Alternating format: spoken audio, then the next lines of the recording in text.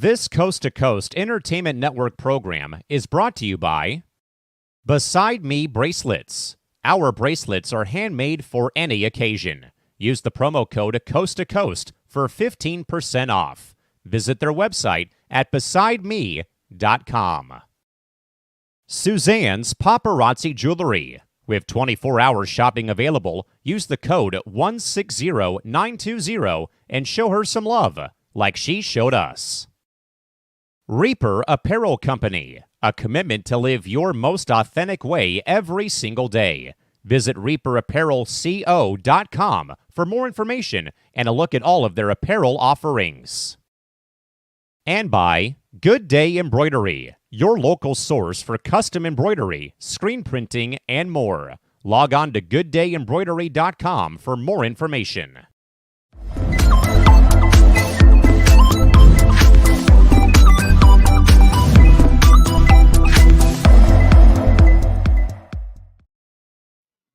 A wild Tuesday night in the wide world of sports as we get underway with another live episode of C2C at Night on this Tuesday evening, June 25th, 2024, alongside that man, James Gonzales, joining us from Oceanside, California. Yours truly, Callan McClurg, back with you folks here from the home studios in San Diego. Mr. Gonzales, a very wild day in baseball. We wrap up the Stanley Cup Finals on Monday. The NBA draft is literally 24 hours away. College World Series has come and gone as well. And a baseball melee breaks out in San Diego the night at Petco Park. Mr. Gonzales, good to see you, bud. How's it going tonight? It's hot. I'm kind of happy because tomorrow's my Friday for work and get to watch some live sports for once. I heard some fireworks happen in San Diego, and then it kind of sucks with all the finals ending. I couldn't believe the action we had in some of them. Most definitely. Shouting out our good man, Jack Braun, first guy into the box on the live stream tonight. Of course, folks, we'll take your input, questions, comments, concerns, hot takes, cold takes, loony takes, you name it. We will take them in our live chat box via Facebook, YouTube, and on the Calamax Sports Twitch channel.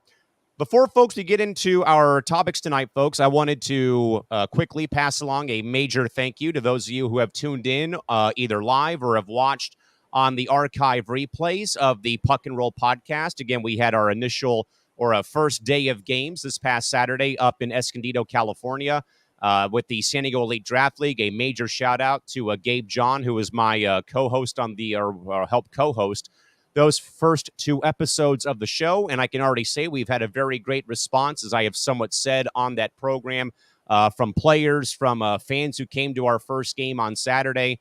And the great responses has already generated a combined total of about 125 views already through our first two shows. So we thank you folks so much for helping us out with your viewership of our brand new endeavor here of Puck and Roll, covering the brand new San Diego Elite Draft League for men's roller hockey. We'll have our next episode on Friday at 7 p.m. before we kick off week 2 of the season on Saturday. With that, James, you were going to get to a baseball suspension involving Mets closer Edwin Diaz, who got popped 10 games for the foreign substance. But I believe, though, the very spicy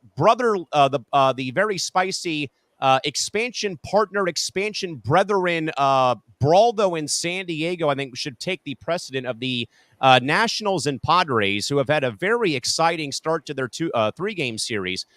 But, of course, James, tonight's game, though, marred by controversy involving Jurickson Profar getting hit by a pitch by Mackenzie Gore in the Tuesday night Padre 9-7 victory. But, James, you have to go all the way back to late on Monday night of this, epic game between the Pods and the Nats, though, where San Diego had let a lead go away, fell behind 6-3 in the top half of the 10th inning, to come all the way back, though, and score 4 runs. And a basic, walk-off base hit due to a walk in front of Jurickson Profar to load the bases, and Profar delivers a 2-2 walk-off base hit, ground rule double, walk-off single, whatever you want to call it. But the post-game celebration, though, despite the fact that I was already hammered and drunk with my friends at the ball game, jumping around like maniacs in right field when we won the game last night, but lost in the shuffle of this happening, Jesse Winker, who we know very well, James, has a track record of being a pretty much a fake tough guy in baseball, gets into a spat with a 65-year-old Padre fan on his way down the tunnel at the end of the game, and it got very heated between him and the fan. But also lost in the fray, though, was Jurickson Profar celebrating this walk-off win that put the Padres back over 500, and kind of in a way, pumping up the crowd, though. But Dave Martinez and the Nationals are so soft and, stupid, James. They take exception to that, along with their media broadcast team on WJFK and also on Masson, about a lot of the things that had gone on, though. So a lot of local pundits here were a little concerned about if something did happen in tonight's game. Lo and behold, James, after Jesse Winker hits a routine flyout to win the top of the first inning, he has the gall, the cojones, to blow a kiss the way of Profar on his way off the field, and was kind of in a way like pointing at him, hey, you can't be celebrating like that. Like he's the he's the fun police of baseball. Like we gave this bum, who again started a massive melee with the Mariners in Anaheim 2 years ago, where it got really out of control. We're going to let this guy, kind of in a way crap upon baseball being fun. Let's now fast forward back to the Padre bottom half of the first after Luis Arias gets out. Jurickson Profar is walking to the plate and happens to come across the catcher, Keibert Ruiz, who stops Profar on his way into the batter's box and is holding him and then pointing at him about what he did last night. And right away, Manny Machado is off the on-deck circle and shoves away Ruiz, and all the benches and the bullpen's empty. Now, no punches were thrown, though, but there was, though, James, some pretty big war of words, though, between these two respective sides, though. But literally the next pitch after Profar is hit. This, though, James, is where I think we talked a bit backstage, though, about what really has ticked me off tonight, though. This umpiring crew lost control of this game from that moment of the game. How in the world, James, have you ever seen an umpiring crew? You're warned, you, the pitcher, are warned. But yet, though, Gore hits Profar with that first pitch of his AB, and they do nothing when you have literally dished out warnings to both dugouts and you have warned the pitcher's mound, regardless of who's out there. Mike Shildt gets thrown out of the game for arguing the call by the third base umpire, picking his nose down there after the whole thing happens. And the Padres lose their manager in the first half of, in their half of the first inning. But literally, karma biting the Nats in the rear. Manny Machado, 2-run homer to put him ahead. Now, yes, did Winker get his revenge, though, with the homer later in the game? Yes. The last laugh, though, goes to San Diego. 9-7, they win. But, James, these last 2 days, though, man, have been chaotic. For the frantic finish on Monday, whatever your thoughts are on the post-game celebration, it's a walk-off win, for God's sakes. Like, are you really going to be that upset over a guy riling up the fans behind your dugout? Just the fact that he's somewhere in your vicinity of the dugout. Like, is this, are you the big sister keeping your little brother out of your bedroom because of whatever it is? And then, of course, though, James, tonight is where everything, I think, really hit the boiling point. Now, hopefully that this will calm everything down. Now, you've had your chance to hit Profar, and whatever. And I know that the loss now puts the Padres a full 2.5 games clear of Washington. But, James, Jesse Winker is a clown. For what happened after the game on Monday, and then his, actions today, though, blowing the kiss to Jurickson Profar, pointing at him as he's walking off the field. And then, yeah, he hits this home run, big deal. But again, Profar hits the grand slam, though, in the bottom half of the sixth inning. So, James, I've been a little ticked, though, about how this played out. But it's mainly not for what happened with Winker and stuff. But again, he's a fake tough guy. Just hate to say it. He's a fake tough guy who already has a track record of trying to be a enforcer, but it's nowhere close. This isn't the Stanley Cup Finals, my friend. Regardless, James, great 2 games, though. But at the end of the day, though, James, it's just a shame, though, that these 2 games have been clouded because there's a team out there who wants to be the fun police and say what you can and can't do when you celebrate winning a walk-off win after you're losing by 3 runs in the bottom half of the 10th inning to what happened, though, on Tuesday at Petco. So, James, your thoughts on what has transpired in San Diego, and is there really a who's right, who's wrong in the situation in your mind, or what do you think?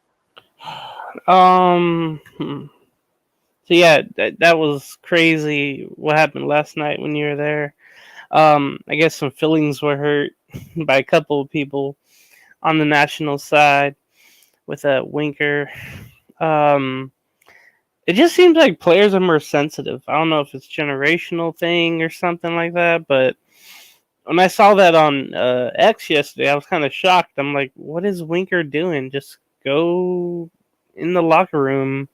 Usually everybody else does. They don't stop and listen to someone or react. You know. And then what happened today with Cabarrus, reacting to Profar celebrating, just you should have won the game. I know it was a crazy game, but um, I I thought we were done with all that. I thought we were letting the kids play and whatever would happen would happen. But sometimes I see that too in like the Caribbean League or Mexican League, where the players try to police the game and police others, and it usually comes out to what we saw today in that first inning. It was almost like a father telling a son, hey, don't do this, don't do that, or you know a coach or something telling Ruiz telling Profar, hey, yeah, I didn't like the way you were celebrating last night with your teammates and all that. It's total BS right there. And yeah, that broke out, just words and a little shoving there. Not too bad of a brawl, or not even a brawl. That's not even a brawl to me. I've seen worse, but the fact that warnings were given out. Okay, and the umpires are policing the game like that. And usually warnings mean, okay, if anybody gets hit again, the pitcher's gone, the manager's gone. Common sense. And I saw the pitch, and it hit the back leg of back foot of Profar. And I'm thinking, okay, like Mark Grant said, rocket science. It's not rocket science. He should be gone. And that was just crazy how that would have been, Gore's first start against the Padres. And it would have been that short at Petco Park. That would have been crazy. So I could see why Schilt was mad, and I was wondering when I got home why he wasn't, on the field managing. I found out later why. I could see why he was pissed. The only thing that I could think of, and I don't know who the home plate umpire was, but his strike zone was all over the place too. Even before the whole fray broke out, the strike zone was unpredictable all night.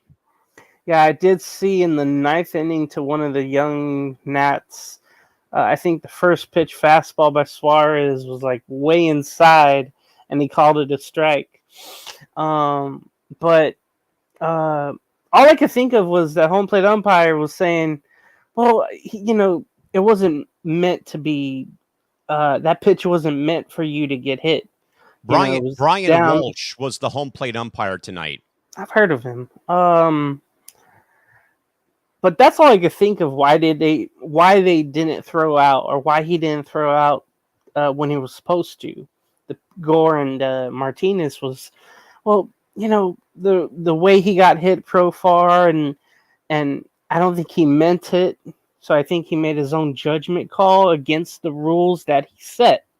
That's the problem. That's why Schill got mad. That's why he was gone. That's why I'm still ticked about it too. And I think everybody right away thought, okay, Martinez is gone, Gore is gone, Nats are going to be in trouble all game long with the long bullpen game. I don't think anything's going to happen tomorrow. I believe it's a day game. Yes, right? 1:10.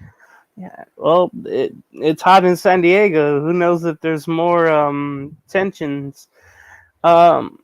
The one thing I wonder if Jackson Merrill's going to get a day off. I know he's a rookie, and I know he's doing well, but maybe he'll get a day off tomorrow. I don't know, but yeah, that was total BS by the home plate umpire, and not to do things the right way. I think he'll learn from that. But that's when the crew chief has to step in and say, hey, you ruled it the way you did with warnings. And usually when someone gets hit, right away they're gone. But I think there was just too much sympathy given to Gore and how Profar got hit. Now, if Profar got hit in the head or in the ribs or on the legs, something like that, higher shoulder, something like that, then I think the home plate umpire would have tossed him. But I just think he didn't make the move because of where Profar was hit. That's all I could think of. But it's wrong in that situation. Yeah, it is wrong for the fact that, again, James, I've been around baseball my whole life, and I know you have too. I don't ever recall ever seeing any situation where I see the umpire, regardless of who it is, crew chief or home plate umpire, you're warned, and then they point and then they warn the pitcher's mound in general. Like basically saying, I don't care who's out here with whatever team. If you throw and hit somebody, whoever it is, you're out of the ball game. I don't think I've ever seen that before. Now, maybe it's sympathy for the devil, as Mick Jagger and Keith Richards said a long time ago when they did not throw Gore out of the game, though. I do believe, though, James, and maybe you might agree, do you believe, though, if Gore would have perhaps, buzzed Machado's tower or hit Machado with the next pitch to start his AB, would he have been ejected maybe? I think so because of what just happened. I can think, that would warrant an ejection. You get a feeling of the game. You already messed up once. You don't want to mess up twice and have an all-out, brawl happen. Because we've seen Machado, go out against Ventura or have his little thing against Oakland when he was with the Orioles. But yeah, I'm watching the whole situation right now, and Ruiz just, he was the instigator of all this for sure. And I know Profar is no stranger to instigations, but Will Smith back in April with the Dodgers. Well, that was strategy though, because the pitcher, I think it was Stone, had a no-hitter going, or a perfect game going. So that was strategy, and it worked out for the Padres that night, I think. But this was just a total overreaction by Ruiz, and then just the wrongful ruling by home plate umpire, and then should never led to a Padre ejection. It should have been right away a national ejection. In ejection, and I'm trying to find what Winker did, but I haven't seen it yet. But that's classless by Jesse, and it's a bad reputation wherever you go. It follows you for him. Oh yeah, like I said, and I hate to be that guy, but Jesse Winker is a fake tough guy and a classless clown. I mean, again, this is the guy who has that reputation, as you said, James, starting that whole brawl with the Angels and Mariners, and literally, James, almost the whole 2 years to the day of when that brawl broke out, where it was so bad, where Raisel Iglesias, the then Angels closer, hurled the box of sunflower seeds towards Seattle's dugout. Like, I mean, that was probably one of the more notorious, melees we've had in recent memory. But getting all bent out of shape over a guy with a walk-off victory base hit in his home ballpark, rallying up a sellout crowd on a Monday when you, Winker, play in front of no fans in D.C. because your team sucks, you have no standing ground. Yeah, did you hit a 2-run homer to give your team the lead tonight? Yes, but what does the final score say on that scoreboard? San Diego 9, Nationals of Washington and Montreal 7. Final 2.5 games now behind San Diego. I don't get that, James. And you know what, though, as well, man, before we move away here to get to the NBA and the rest of our topics, is I was thinking about this walking the dog before we came on the air. And I was listening to John Schaefer and Jim Russell from KGB AM 760 on their Padre YouTube wrap-up show. And Jim and John were talking about how the Dominican, Latin American players play the game. It's a whole different brand of baseball than what maybe us in the States are accustomed to. And the light bulb went off about Ian Kinsler how he said the same exact thing during the World Baseball Classic about how Team USA players don't want to show emotion because they feel like they are, showing up the opposition, where Puerto Rican players have been known for what they've done. We've seen that with the Padres and Machado and the guys from the DR, though. And I just think, though, and as someone who played international baseball, you just get used to it, and I think that more that mentality of you can't show emotion in this sport, I mean, it has to go away, and I think with, fake tough guys like Winker, being all bent out of shape over what, how Profar and the Padres celebrated. Dude, they were losing by 3 in extra innings on Monday and came all the way back and put up a 4-run inning. Like, I don't recall that ever happening in recent memory.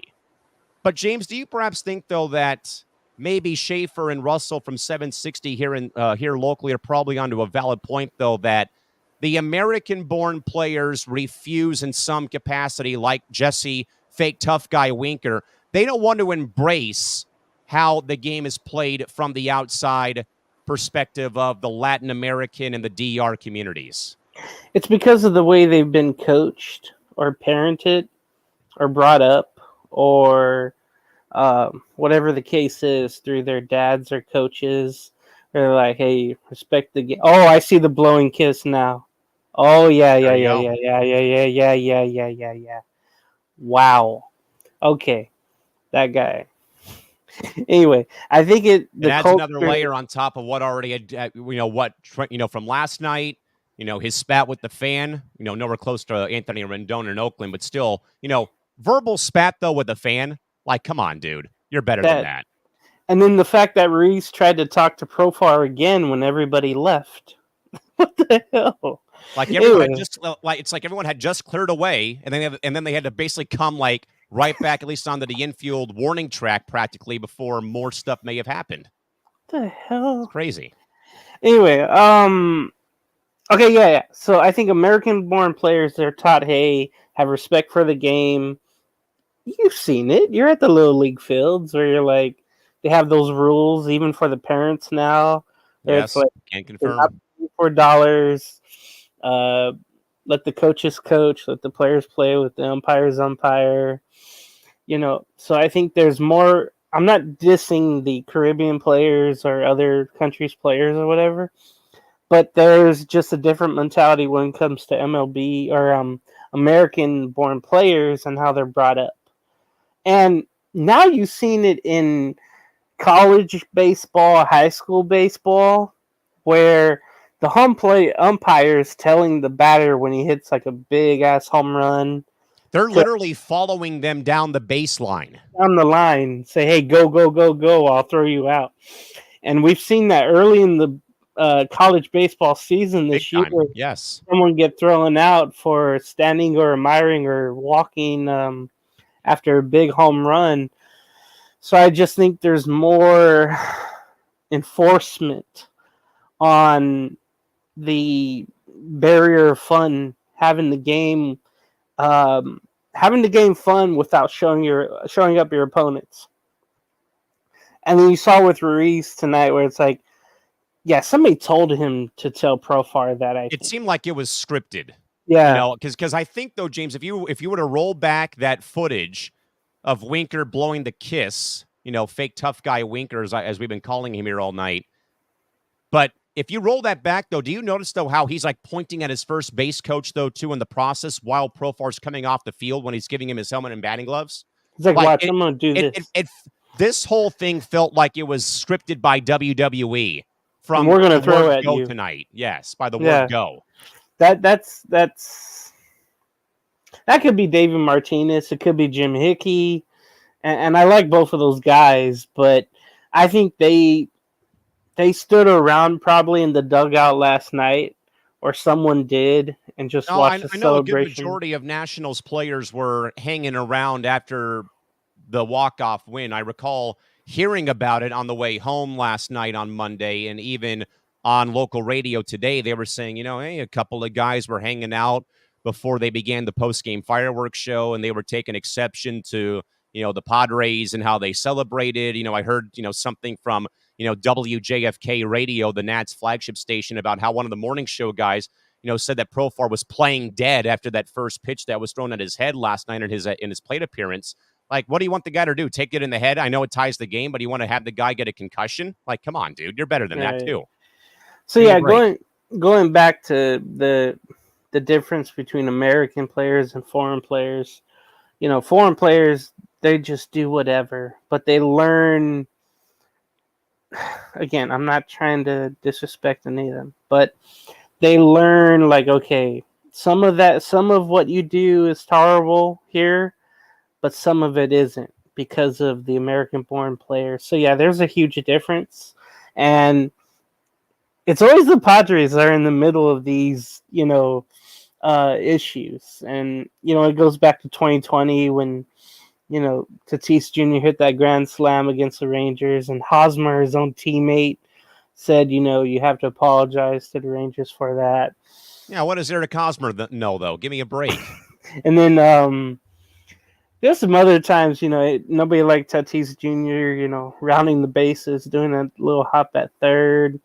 And then, letting the kids play. That was always a big thing. And it's always the Padres that are in this, but it's national unwritten rules. Simple as that. And it's always the opponents who look foolish, though, after, like we saw tonight, though. I mean, until I actually see something in writing, in my chicken scratch handwriting, that says that celebration in baseball has been banned per Jesse, I hate fun in baseball winker. Miss me with the BS. And again, that scoreboard at Petco reads San Diego 9, Montreal/Washington 7, with a big fat F next to it for final, which now means that San Diego's 2.5 games clear now of the Nats in the very, congested National League wildcard race. But regardless, though, folks, probably like the first major scuffle or brouhaha this baseball season involving the Padres. And believe it or not, their expansion team counterparts, the former Montreal Expos, now the Washington Nationals, again with the Padres, get the last laugh with Jerks and Profar hitting a grand slam as San Diego wins 9-7 on Tuesday from Petco Park here in San Diego. All right, James, we'll get away from the baseball topics here. Again, I just had to kind of get some of that off my chest here. And I know, James, that you said, though, that it's always the Padres. But again, like the shirt at one point said, it said, F your unwritten rules. Yeah. With that, James, to the NBA, we're about a week or so clear of the NBA Finals. And now we're on the eve now, my friend, of the NBA Draft getting underway from Barclays Center in Brooklyn, New York. But with that, James, 2 teams have hired new head coaches. That, of course, James, is the Los Angeles Lakers hiring longtime NBA journeyman and 15-year NBA vet and former ESPN NBA analyst JJ Redick to a lengthy contract, while the Cavaliers go with Kenny Atkinson, longtime journeyman coach and assistant coach, to be the new head coach after they blew out J.B. Bickerstaff following their first-round exit to the Orlando Magic. But, of course, though, James, JJ Redick's introductory press conference on Monday really drew the ire, my friend, though, of the national media for all the wrong reasons, per a lot of reports I had gathered and read over the course of last night into Tuesday. JJ dropping a couple of F-bombs in his commentary when asked about his, a lack of coaching experience, and kind of in a way, though, James, too, kind of a weird 180 here, like a WWE wrestling heel turn. Kind of took a swipe at the national media for how he's been portrayed now as the new Laker head coach, though. But, James, let's first talk Lake Show, and let's talk JJ Redick now becoming the new guy in charge of the Lakers for 2024-25. Yeah, I must have missed the F-bombs, or they muted them.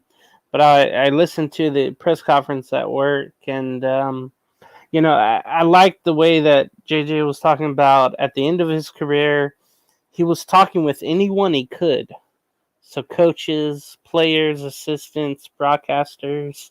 And I remember that.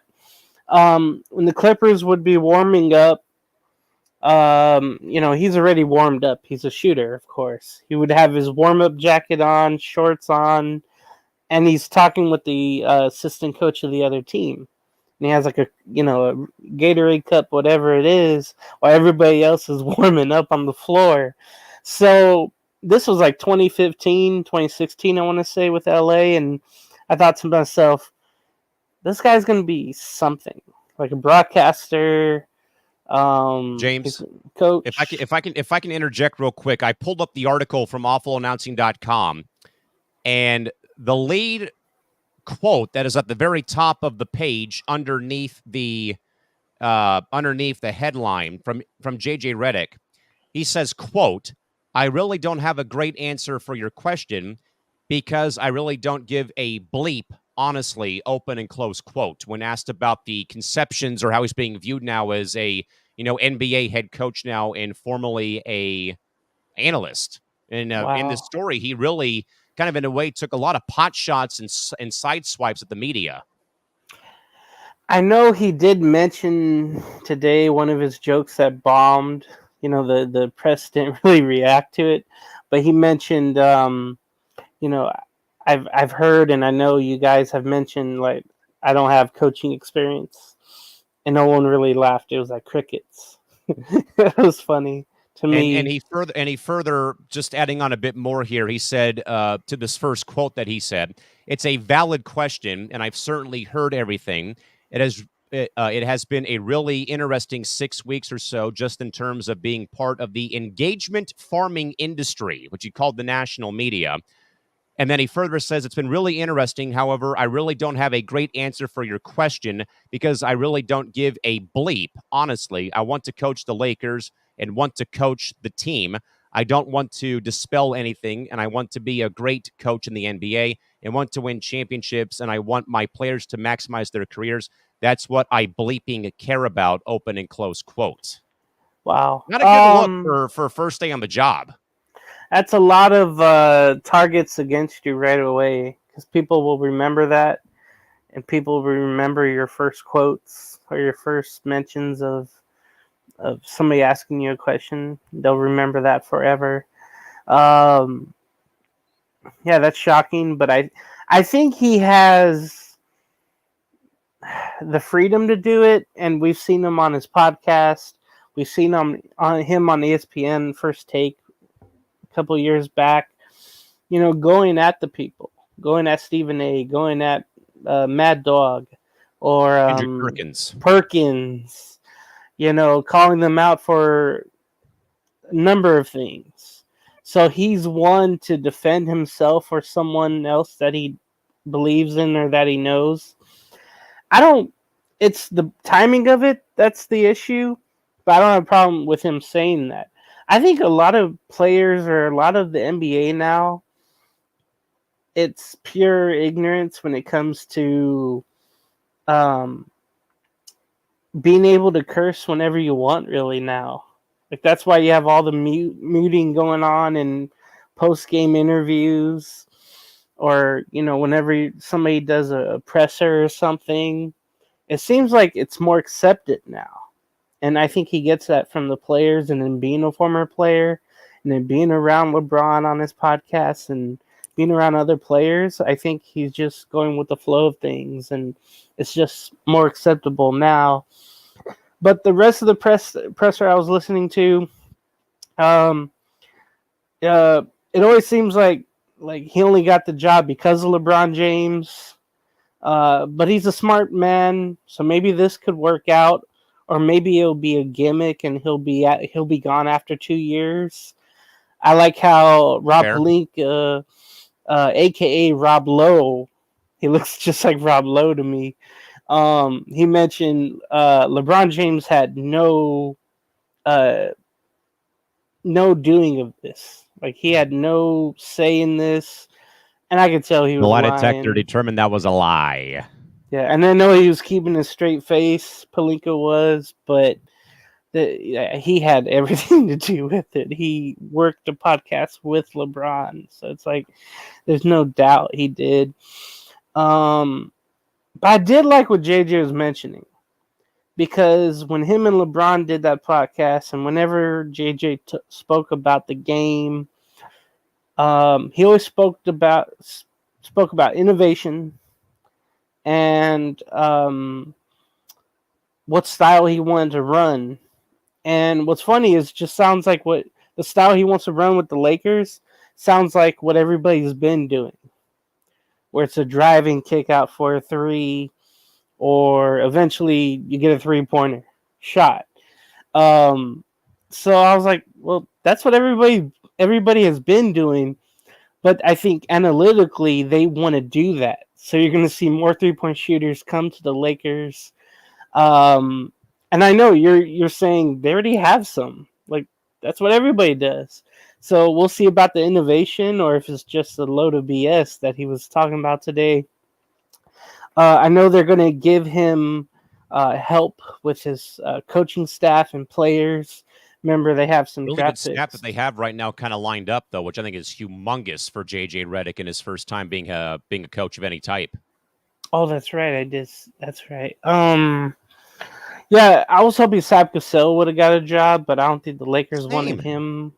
But Sam Cassell, he's been an assistant, I think, since 2009. I think he retired in 2008 when he was a Celtic. And, he followed Doc Rivers around. True. He followed Ty Lue around. And then he went off to Washington with, I think, Brooks or someone else. But I thought, man, that many years you put in, and then race-wise, you would think, okay, he's going to get it. It's just a matter of time.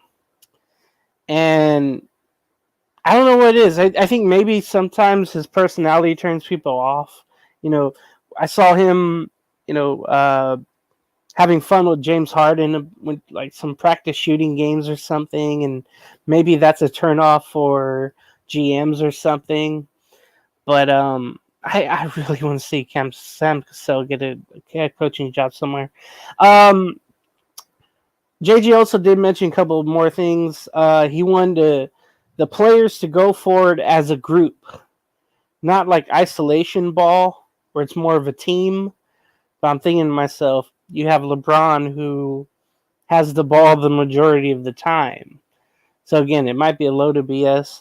And then he has OCD like me, where, he has to be in control of things. And if not, everything is just out of whack and he needs to fix it. So I kind of related to JJ with that. But I don't know if this will work out. I'm trying to compare it to when Pat Riley became the Laker coach in 81-82 with the Lakers. That's been the comparison that's been made ever since he got the job. The only issue is Pat Riley actually had coaching experience. Now, JJ has crossed all the boxes, former player, broadcaster.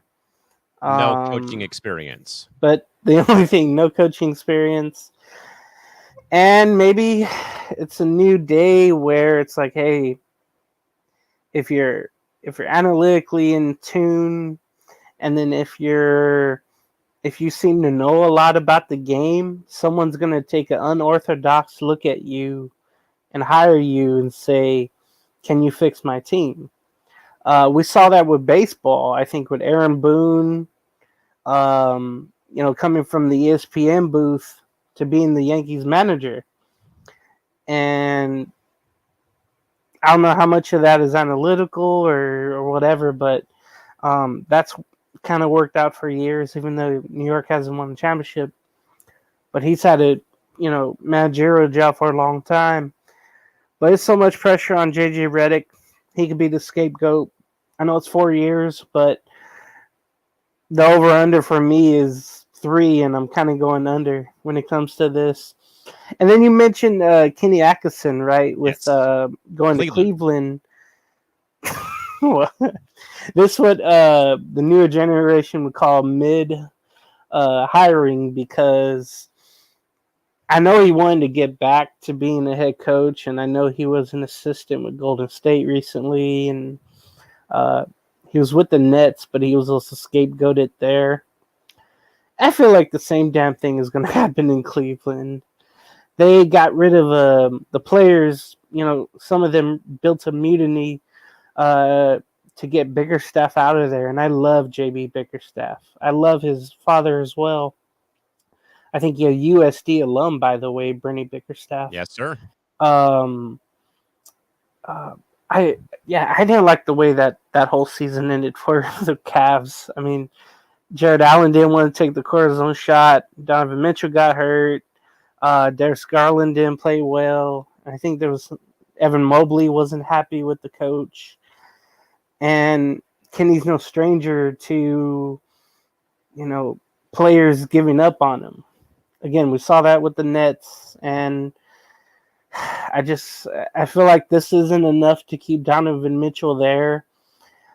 I wouldn't be surprised, and I don't think it's going to happen now for the draft, but I feel like a Donovan Mitchell trade is imminent. I really do. Same. The Cavs, and maybe some other players too, like Jared Allen would go, and I don't think Evan Mobley has enough power yet, even though he's a player and they have all the power in the NBA, but I don't think he has enough to go. Or Garland. Garland could be just because of his spotty, play. I think everybody expected him to rise up, and he hasn't the last couple of years, even though he was an all-star one of those years. But I always knew Mitchell wanted to go somewhere else, and it was going to be the Knicks, but the Knicks screwed that deal up with Utah. So maybe he'll go to the West or somewhere else, but I think it's like they say, I think it's a mid-hire for the Cavaliers. I think they just got the best, the brightest name available. But I would have loved Sam Cassell anywhere. But with the Cavs too, I thought, a young team like them, and with the spirit that Cassell has, I thought that would have been a nice pairing. But Biggerstaff should have been there all this time, and I hope he gets another job as well. I do as well. Again, folks, JJ Redick, formally introduced by the Los Angeles Lakers to the media on Monday, but again, his press conference, though, full of controversy with pot shots he took at the media on top of a couple of F-bombs that were dropped while answering reporter questions in El Segundo, while the Cavaliers hired longtime NBA coach Kenny Atkinson, and also Chris Finch got rewarded with a extension in Minnesota. All right, James, we have a lot of comments here from our good man Jack Braun in the box, who first wanted to say, JJ Redick is the head coach of the Lakers, and his press conference yesterday reminds me of if Pat McAfee ever became a NFL head coach. No. Pure lunacy and chaos. No, it's not that extreme. He was a constant professional, at least in the press conference I heard. I can't see that happen. Jack also says, James, that the Lakers are a stupidly ran organization. You have a championship team, and you're going to take a chance on an unproven coach with no experience. This is not going to end well. This is an experiment. I could say that. Yeah, it is well, I get what Jack was saying, though. He has no coaching experience, and they're experimenting, I think, though. But really, though, why experiment, though, in LeBron's last couple of years? Now, there are reports that have come out, though, within the last hour that LeBron will ink a 3-year, $160 million extension to probably, I think, finally cap off his career, though, per Fox 11 News in Los Angeles. But still, though, I don't know if you want to be a part of this experiment with a coach with no experience. So I totally, though, Jack, get where you're coming from. He also says, sadly, Dr. Buss is rolling over in his grave at how garbage this organization has become. James, do you agree? And it's not helping. I'm watching this Lakers documentary last couple of nights. I think it's on YouTube. I don't know who did it, but it was kind of like Winning Time, but actually with the real people and the real stories. And they had tendencies of Jeannie Buss and how she likes to, take control of everything. And maybe her and her family likes control. But we saw with Jim Buss running the team down in the ground. And now Jeannie is trying to do everything she can, but nothing's working in her favor too. I think Jerry would have made the right hires, but Jeannie is kind of screwing everything up. I know we kind of gave her some layaway or lenient toward her moves, but I think now it's like anyone with a connection with anyone on the Lakers now can get a position. And it's just not the right move. They need to go outside the organization in order for this to work, I think.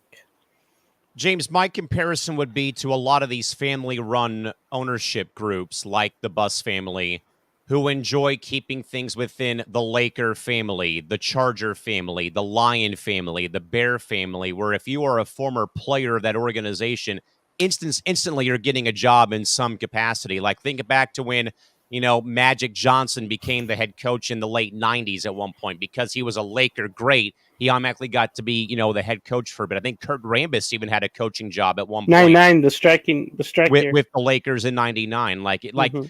Until you can break that mold and cut that cord and go outside the box and not have either someone tied to LeBron or tied to the Laker organization from the past, it's not going to work, sadly. Jack also says, James, honestly, boys, this is all on Pelinka and Jeannie Buss. You guys, you have guys out there on the market that are proven coaches, maybe not title winners, but still, or other assistants that have worked their way up. But yeah, let's hire a guy who not only has never been a head coach, but has never coached anywhere. This is how not to run your organization 101. And we are witnessing it in real life with, of all teams, the Los Angeles Lakers. I'm trying to remember the last time, I guess it was Luke Walton. Well, Darvin Ham, but he was an assistant before with the Lakers. But who was I going to say? They tried to capture that lightning they tried capturing the lightning in the bottle with Luke Walton because of the record. You realize of who we had on the floor when they went 73-9 and didn't win at all, right? Right. There's a stark difference between the 2016 Warriors and the 2016 Lakers. All the coaches before, I was trying to think of, D'Antoni, Mike Brown, go back to even Del Harris. And early in Kobe's time in 96. And just how much they've tried either to have someone with experience with the team or, it was a big name elsewhere. And they need to get back to, I don't know. I don't think they can't go back to anything. They just have to come up with something innovative. They're trying to get it with Redick with the experience. James, I know that you and I enjoy listening to SoCal and San Diego sports talk legend Lee Hacksaw Hamilton Mondays and Thursday afternoons. And I think Saw said it so right, though, I think this past week. We're having a regular, ordinary conversation at 10:58 p.m. on a Tuesday night with you and me on C2C. It's an average conversation about the Los Angeles Lakers. Like, whenever has it ever happened in our lifetime where we have a, mid-tier, bottom-tier conversation about the almighty Los Angeles Lakers during a basketball offseason? Like, truly, to Jack's point earlier, this is a franchise stuck in neutral and also who's lost their luster over the past several years post-Kobe Bryant in 2016. Yeah, we're told, hey, they have the team to do it. They have the best duo in the league with all the accolades and all the all-star appearances. It worked for 1 year in 2020. There's your title. Yeah. And one meaningless NBA Cup earlier this year in Callan McClurg's in-season tournament. Big deal. That's not, like I told somebody the other day about if those Celtics won that, they wouldn't hang that up there. They only hang up those, white banners. NBA green World outline. Champions, not Atlantic Division champs or Eastern Conference champs. World champs is all we care about. I guarantee you, if Jerry Buss or Chick Hearn was around, that would not fly whatsoever. Get that thing down. No way. Jerry was all about the championships. Chick was there to guarantee him the next year. Man,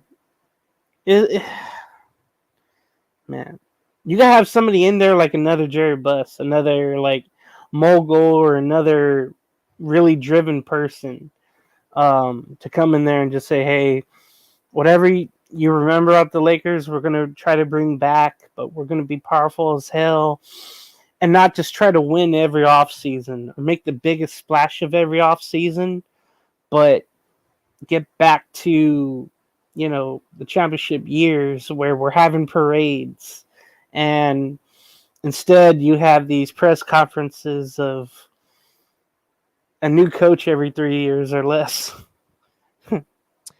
Jack also says, James, to your point, Sam Cassell, Dwayne Casey, Yes. Monty Williams, who the Lakers struck out and missed on, Scott Brooks, Nate McMillan, JB Bickerstaff, Stan Van Gundy, Jeff Van Gundy are experienced coaches out there.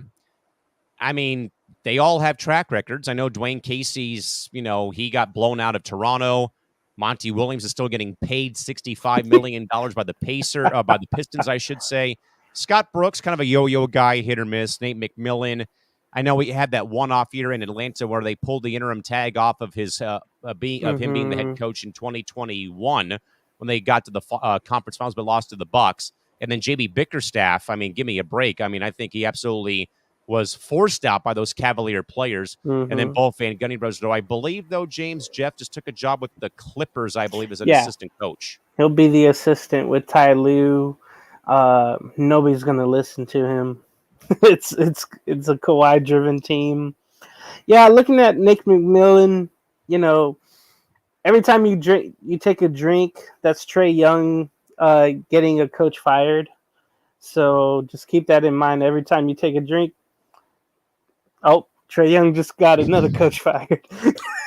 And he was one of those guys that's going to happen to Quinn Snyder in a couple of years or next year if he stays a Hawk. That's what I hate about the players having so much control. I know it's happened other places, but it's always happening with Trae Young, man.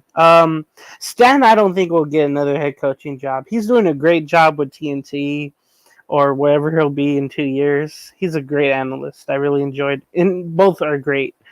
Dwayne Casey, I don't know if he'll get another job just because of how it ended in Toronto.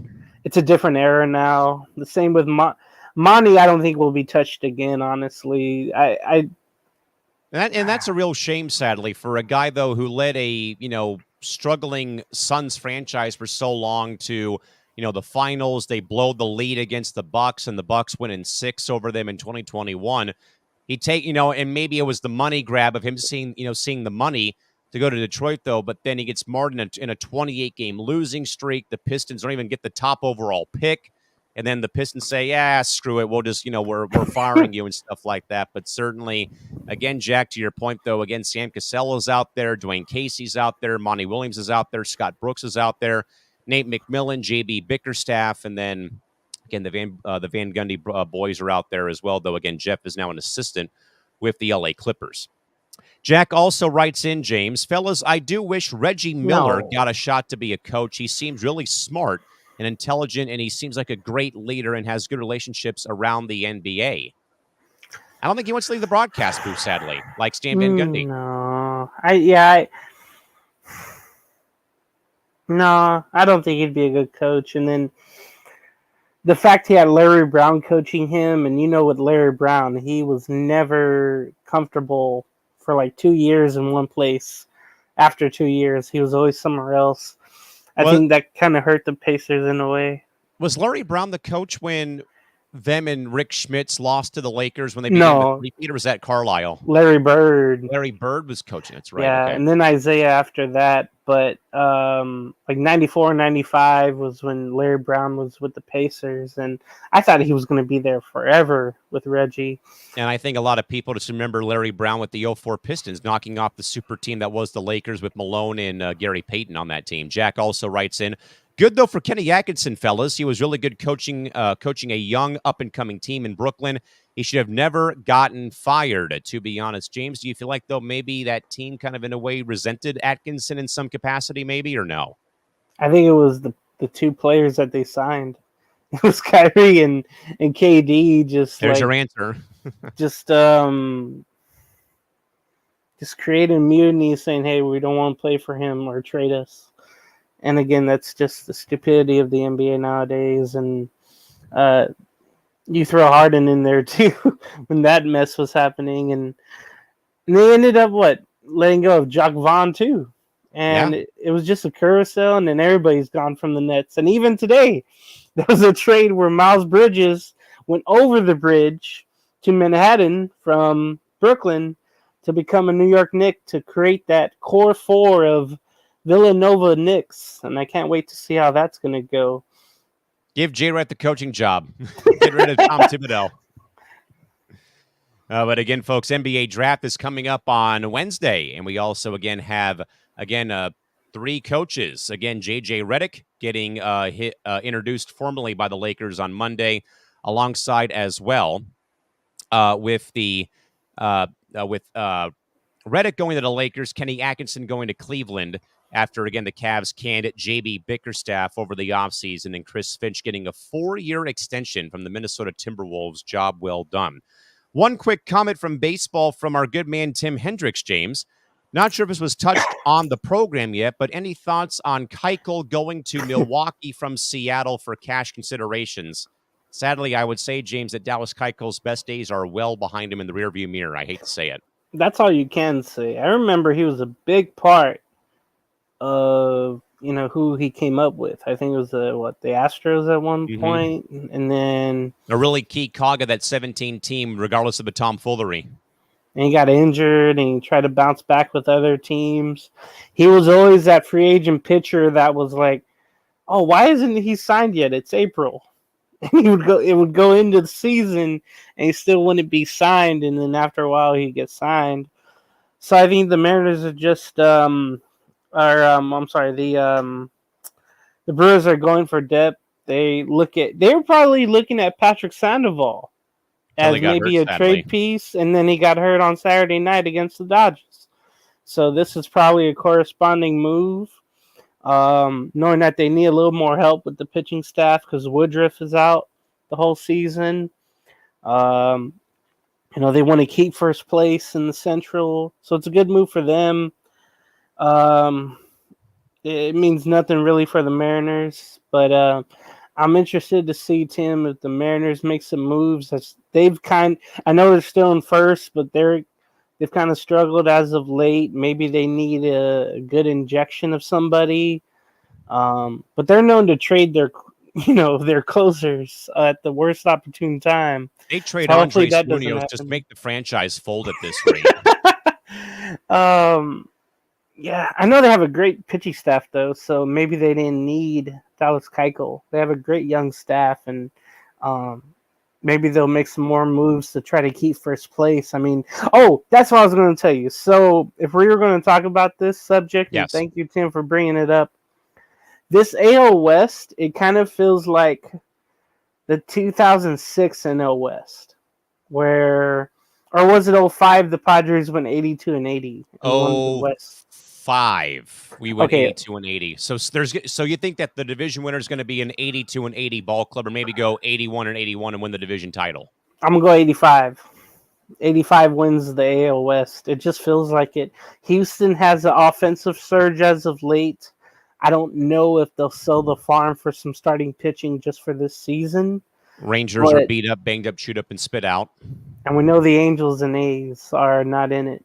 So it just feels like a 2-team race in a way.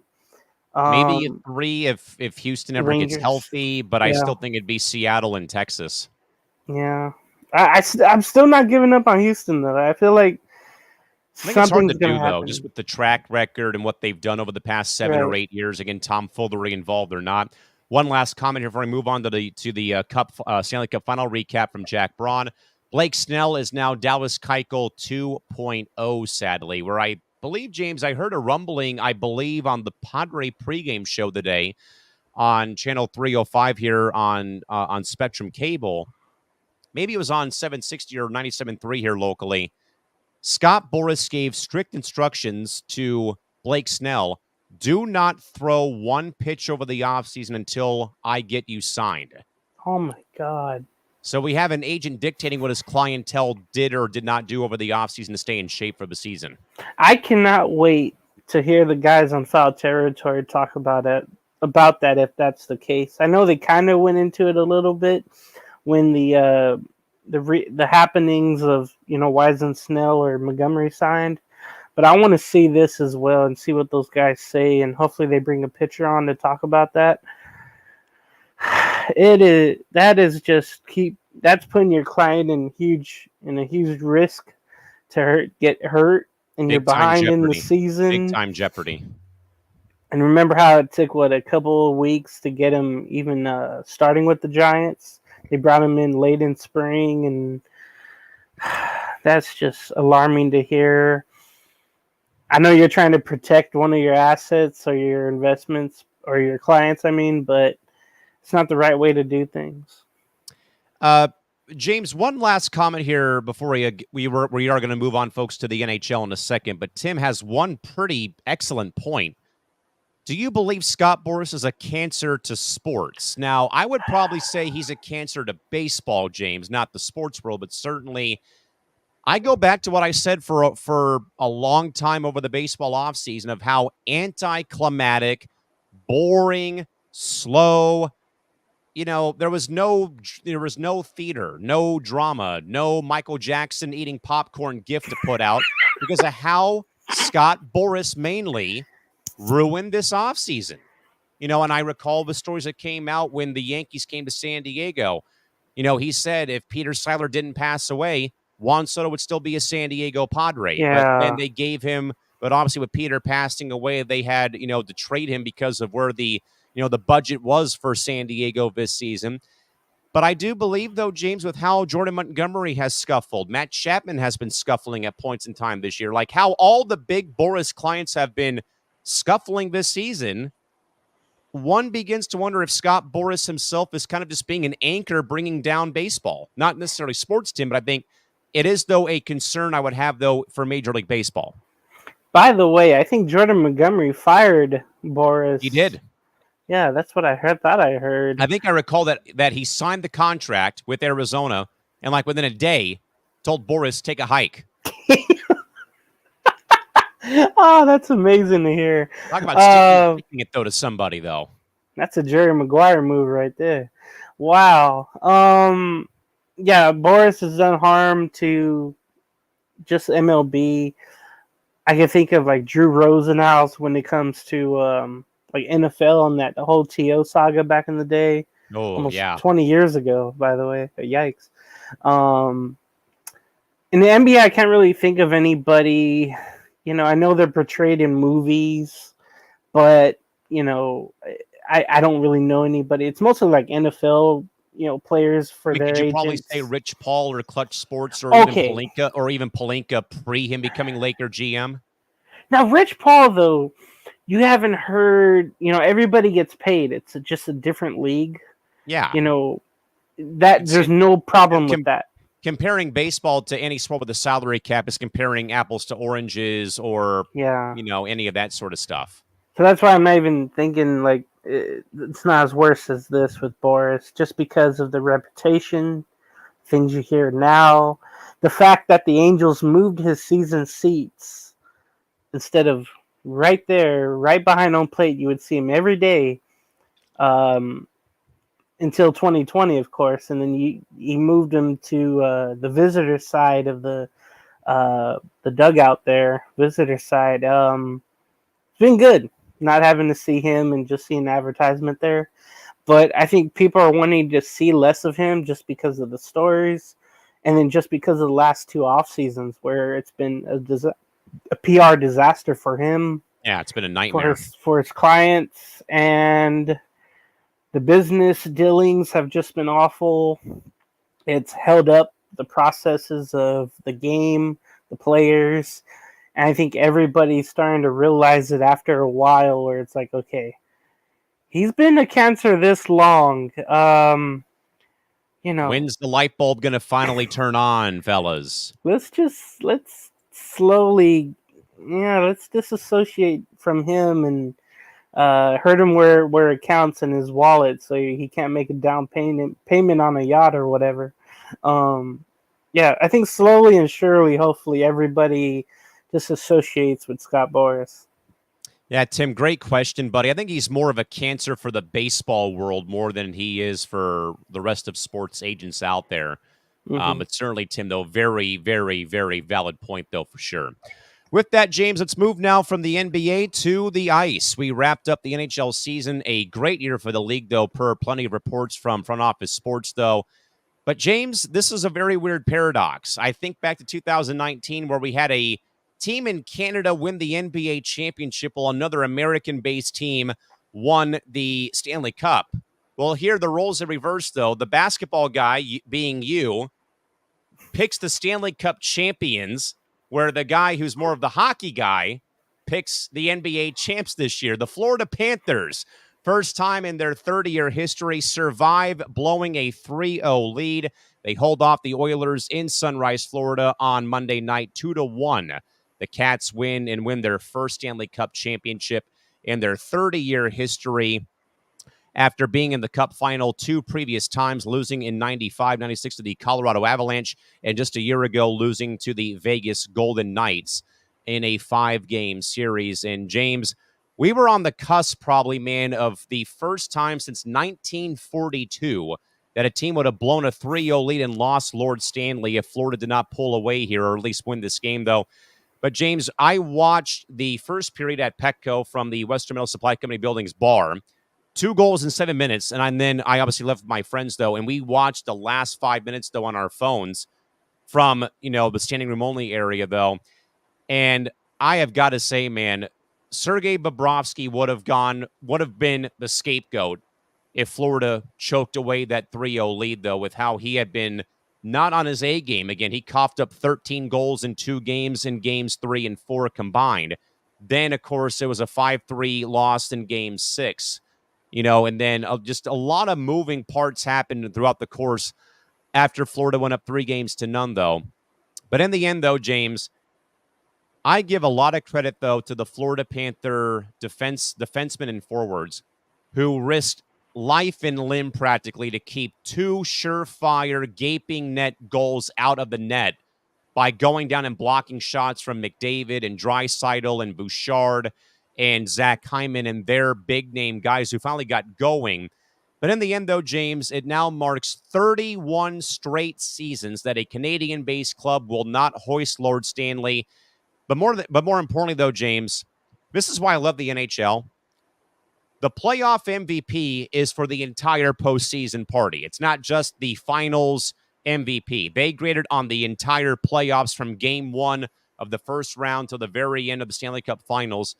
And I know the feeling as a Anaheim Ducks fan of having to see a player on the losing team be named the Conn Smythe Trophy winner again, thinking back to John Sebastian Jaguar back in 2003 when Anaheim got beat by the Devils in the Cup final. But based off the whole postseason, James, Connor McDavid, I think, was probably going to win it, even though I still thought Bobrovsky could have also gotten Conn Smythe votes. But I did, though, James, see the ballot. Only one writer picked against McDavid for that award, though. And I know that Connor did not, come out to accept the trophy. I know some people, gave him some flack, though. But I think, though, James, that even in that situation, I think, though, that McDavid was, right not to. Because let's remember here again, James, the Oilers were carrying the hopes and dreams of the entire country of Canada. I mean, up there, they put aside the rivalries to root for whoever represents them if a Canadian franchise gets there, as was the case this season. In Edmonton, man, I really felt horrible for McDavid and all those guys on that roster, just for the fact of it felt like their year. Like I said, it really felt like it was going to be their year, with them getting through Los Angeles, getting by Vancouver, getting by Dallas. But the better team won this series. And you look like an absolute genius riding with Florida in this series. And you look like one when it was 3-0, though. I'm just like, man, oh, man, oh, man, 3-0. And then finally Edmonton woke up, though. But I think, though, James, regardless, an epic final series. And I can report real quick, folks, via Front Office Sports. 7.7 million viewers tuned in to watch the game across the U.S. on ABC, up from last year when it was on TNT and via TBS as well. And this, again, folks, puts a bow on a very amazing banner year for the league. The league already reported that attendance was at 97% capacity across all 32 arenas this season. League-wide revenue sales were up as well. And now, James, we close this book and open up a new book for next season on Friday with the NHL draft beginning at the Sphere in Las Vegas. But James, hey, we both split the summer of championships between the Larry O'Brien and Lord Stanley. But James, overall thoughts though is the Florida Panthers reign supreme in the NHL in 2024. Yeah, I went against what JJ Redick thought for his innovative mindset, where it takes a group, not individuals. And I should have done that with the Celtics over the Mavs, but I was drinking the blue Kool-Aid of Dallas. Man, this I was listening to it yesterday. I was at work and I was so bummed out. But the crowd's reaction there, it was amazing, because what I found out was a lot of fans in South Florida sold their Game 7 tickets, thinking that Edmonton was going to win. Edmonton brought their fans down with them. It was a good amount of blue in there with all the red, but it only made it, better drama. But yeah, for the Panthers to get their first cup, it took 30 years, and you always like it when teams win in an anniversary year. I think that's really cool, or they have a memorable season. I can think of the Chicago Bulls won their first championship in their 25th anniversary. The Suns went to the finals in 93 in their 25th anniversary. So it's kind of cool when that happens. This went from a series to forget to a series to remember. That's what I was trying to think of the other day, where no way we should be in a Game 6. No way should we be in a Game 7. This should have been a gentleman's sweep. But that Game 4 was like the pinnacle. It was like the starting point for Edmonton to say, hey, we can score, and don't let us back in. They have Draisaitl, they have the McDavid, and the other guy that had all those playoff postseason goals. They were always the top 3 or top 5 together, and they just showed it that one game. In the 2 games, like you mentioned, where Bobrovsky and others gave up 13 goals in 2 games, you're thinking to yourself, they let him back in, and they kept, it just felt like Florida played their game for the first 3 games. That Edmonton said, hey, we could just take over right now. Whatever happens, happens. It's like no tomorrow. Let's just see what happens and just try to score. Let's try to be faster than everybody else. Connor McDavid, he's probably the fastest player with talent, I would say, in the NHL. It's amazing how fast he can skate, how fast he can go on a breakaway. They have a lot of guys like that. Yeah, you feel bad for the whole country of Canada, because, like you mentioned, they lie down their alliances and bond together when they play the U.S. in the Stanley Cup Finals. And man, that must have hurt, losing again to the USA like that. But like I always mentioned with Luka Doncic and Connor McDavid. McDavid's bigger than Luka, though, when it comes to the postseason he really, really had. I mean, Luka would have had to have like so many triple doubles, something tied with Jordan or Wilt or something like that. LeBron in the postseason. McDavid literally got so close to points, to beat Gretzky in one postseason. Like that is something. And the Edmonton, connection there, that would have been something. But now you wonder with the Oilers about Draisaitl if he's going to go elsewhere. Possibly, San Jose. They offer him more if he wants to, join in with young talent there, or if he wants to stick around, if they can afford him to stick around. That's going to be one of the big free agents. We'll see if that happens there, wherever he goes. Leon's going to be a big factor wherever he goes. And for Florida, getting back to their game in Game 7, And the goaltending was amazing. But yeah, you mentioned the stops that the defenseman had. I was watching the highlights of it after. When I got home, I couldn't believe the chances that the Oilers had on the shots on goal. And every Especially time they late in were, the game. yeah, and they were pushed away, literally. They were just pushed away, deflections, whatever it took to get that gone. And that was something we saw in the first 3 games. And um, I don't know if I should do that. I don't know if I should say this. I'll end it with this. I think the NHL had a better year than the NBA did this season. I really do. You mentioned the attendance figures. You mentioned the popularity, the new ratings, the fact that it was on ABC and not on TV, TNT, that everybody could watch it. Whatever they have, they could watch it. And I was glued into every game I could possibly listen to or watch to. The fact that I'm talking to you about hockey, that wouldn't have happened 5 years ago. So I can't wait for next year. And I want to see what, the teams around here do, Kings and Ducks and the Knights and whomever. I want to see how that new Utah team does.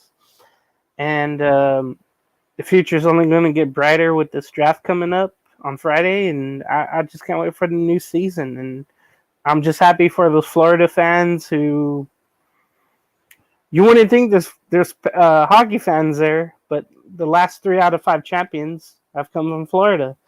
So maybe it's a state of hockey, maybe not. Yeah, and obviously I went with the storyline of Connor McDavid and like his legacy, like the resume, the legacy, can we group him now with Crosby and Ovechkin and all the guys who've won championships? And we obviously can't do that. Conn Smythe Trophy is a cool little constellation prize, 44 points in 25 playoff games. But in the end, I know I picked Edmonton, but at the end of the day as well, though, the non-traditional hockey market winning it, though, the 2 years in a row now between Vegas and now, suburban Miami winning it in 2024.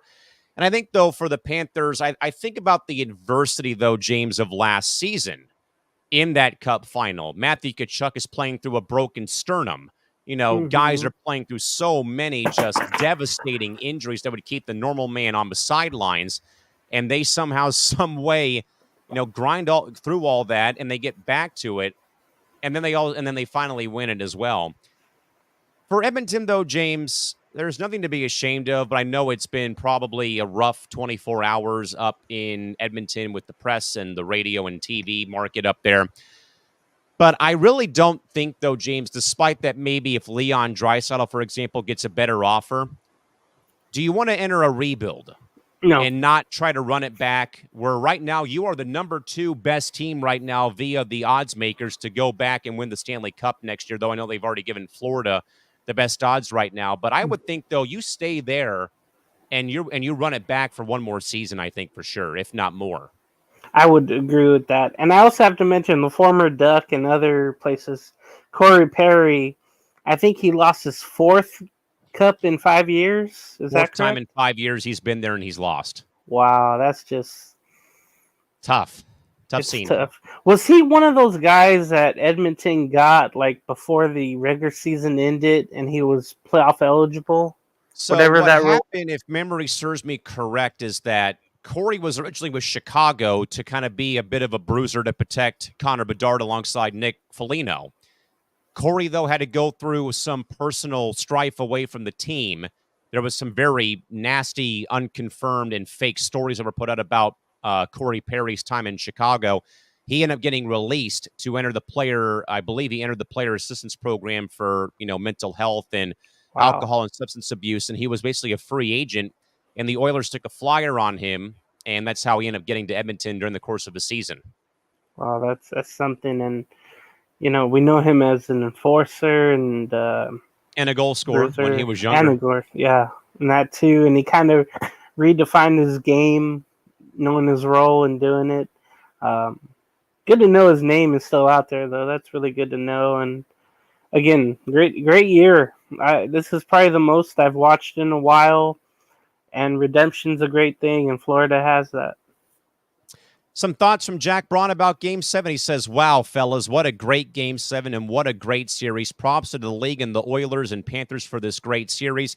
Even those fans who don't know hockey or never watched who never watched that game yesterday, plus all the major sports talk shows had it as a topic on their programs on Tuesday. Did First Take have it or no? I think they even had the commissioner on earlier on Tuesday morning, I believe. Well, that must have been just a cringe sight trying to get those people to talk about hockey. Jack further says that definitely the league earned a ton of new fans and lots of great coverage. And as well, he said, going in the archive here, Mr. Gonzales. Fellas, didn't somebody on this network say that Florida should not show up because they were a irrelevant franchise and would get stomped all over? And he also pinned everything on Game 7 like his life depended on it. Sounds like someone we know, but how would Jack know who that is?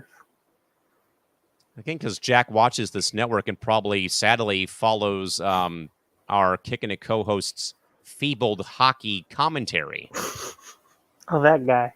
So as much as Mr. Leung wants to, roast me for me picking Edmonton, I think the proof is in the pudding here that telling a team they're irrelevant and don't even show up.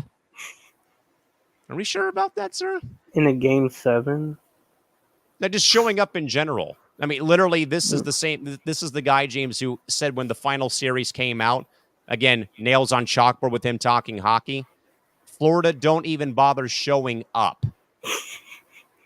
I mean, look, I kind of understood what he mentioned, but literally it's Game 7, and you have to... No holding back now. Shut up, Brent. James, it wasn't just Game 7. He said Game 1. Florida don't even bother showing up before the series even started. Forget Game 7. This came out before the series even began. And he was down to 0-3 just like that. But, man, when you go into Game 7 and, you gave up all the games to get there, though, I bet there was kind of definitely a downtrod of no confidence, right? Where you're just like, how did this get to Game 7? We should have killed them in 5. Should have swept them. Should have beat him in 5, and never should have gone beyond Game 5. I really thought Edmonton was going to win yesterday, just based on the last 3 games. Oh, and how demoralizing that locker room may have been at certain points. But this one, it happened in the NBA. Like, it would have went the NBA Finals. It would have went like that, like in 5. I don't think... I don't even remember the last time we had a team... I know it was probably 3 times, I want to say, when an NBA playoff series went like this. 3-0, they came back and forced Game 7? Yeah, and lost. But I can't remember the last one. But I know it's happened 3 times, but... You don't get this in any other sport, maybe in MLB, of course, in NHL, but that's what makes those 2 sports really, really special in the playoffs. So, once again, Jack, I'll just throw a disclaimer out. If it's hockey coverage from you-know-who, don't bother. He should know after I wire brushed him late on Monday night. Jack also said that Bobrovsky came up clutch when needed. Major credit to him, but also I think, like I said, though, James, props and credit, easy for me to say, props and credit also go as well to his defensive guy, the guys in front of him who were blocking shots and, again, sacrificing life and limb to get the job done. Yeah, it was a great adjustment they made. It's like, whatever we did in the first 3 games, let's do that right now. We have... no tomorrow.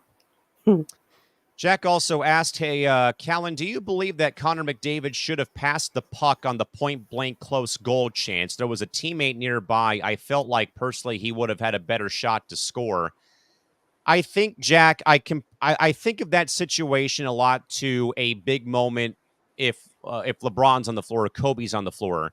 I want them taking that shot. I don't want someone else to tie the game for me or give me the lead. I want my best player on the floor, at the plate, or on the ice to tie the game or give us the lead, though. So I get McDavid wanting to just facilitate, but in that situation, dude, you got to take that shot. I mean, if it's right there, I know you want to get Leon involved or Bouchard involved or Connor Brown or Warren Fogle involved.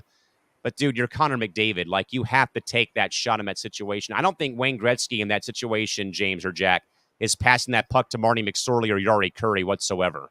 You're not passing that up. You don't get paid to pass it up. You get paid to shoot. And Jack says, James, he believes the 2023 Celtics did that, where they came back being down 0-3 and I believe forced a Game 7 and won. I don't know. Was it Miami or Milwaukee? I thought it was Miami. Maybe in Milwaukee, I feel like. Or Milwaukee. When Giannis, I think, got hurt in the postseason last year, I believe. Yeah. So again, folks, a great end to a great NHL season. The Florida Panthers, first time in 30 years as a club, are Stanley Cup champions after beating the Edmonton Oilers on Monday in Game 7, 2-1 from Amerant Bank Arena in Sunrise, Florida. With that, James, a quick overview of the Men's College World Series. We can scratch the two goalie trades that were made just in case you're curious, folks. Darcy Kemper back in Los Angeles for a interesting move. Pierre-Luc Dubois in his lengthy contract dished out by the Kings sent to Washington, while a shocker, Linus Ullmark to Ottawa from the Boston Bruins. James, in the College World Series on the men's side for baseball, the Tennessee Volunteers knocked off the Texas A&M Aggies as well to win the College World Series on Monday from Charles Schwab Field in Omaha, Nebraska. James, Tennessee baseball has always been the team that would have, should have, and could have, and would have. They've always gotten close every year, it seems like they've been in the College World Series, but they would bomb out like in the first round of the World Series or bomb out along the way. And they would always, have great runs, but they never could get over that hump. And finally, James, it came to fruition and came to pass on Monday for Tennessee baseball, which also, by the way, James, in a very weird paradox here, 24 hours after Game 3, the A&M head coach has taken the job now at Texas. Wow. Not even 24 hours after Tennessee defeats A&M, A&M's head coach, who was on record by saying he went to A&M to never have to take another job again, and now he's the head coach at Texas to coach the Longhorns. But, James, your thoughts, Tennessee baseball, finally on top of the mountain, literally and figuratively, Rocky Top on top of the mountain finally in men's college baseball in 2024. I'm shocked that, you mentioned the Aggie coach leaving, but money talks and then results talk.